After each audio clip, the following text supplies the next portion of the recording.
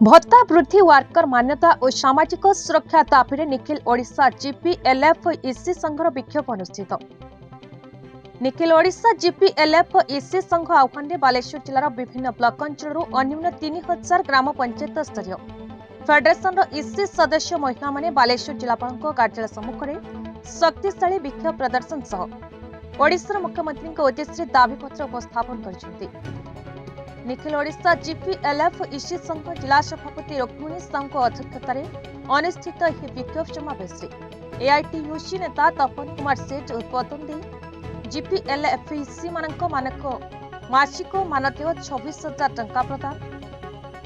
जीपीएलएफ इसी मानक वर्कर मान्यता सह स्थायी नियुक्ति विभिन्न सामाजिक निरापत्ता यथा बीएसकेवाई बीमा कार्यकाल 62 वर्ष को धार्य करने कार्यकाल मध्य मृत्यु हेले 5 लाख टंकार सहायता राशि 62 वर्ष कार्य अव्याहति पर 5 लाख टंकार सहायता अवसर पर मासिक पेंशन 10,000 टंका घोषणा दाबी यह आंदोलन अनुष्ठित होछि पुलिस सूचना दे यह दाबी पूरण पर्यंत राज्यव्यापी आंदोलन चालू रहिबो पुलिस चेतावनी दैछथि। जिला संपादिका स्मारकी स्वाई आंदोलन पृष्ठभूमि सूचना देते संघ उपदेष्टा उमेश चंद्र नायक राज्यस्तरीय आंदोलन 15 मार्च भुवनेश्वर चाल अभियान पर परामर्श देते ए विक्षोभ में शकुंतला बेहेरा मनोरमा कमिला कनकलता विश्वाल मिनती साहू गीतांजलि पात्र ममता मिश्र सुजाता दास पार्वती राउत मानसी दास अस्मिता परिड़ा सतर ब्लॉक संजुलता सेठी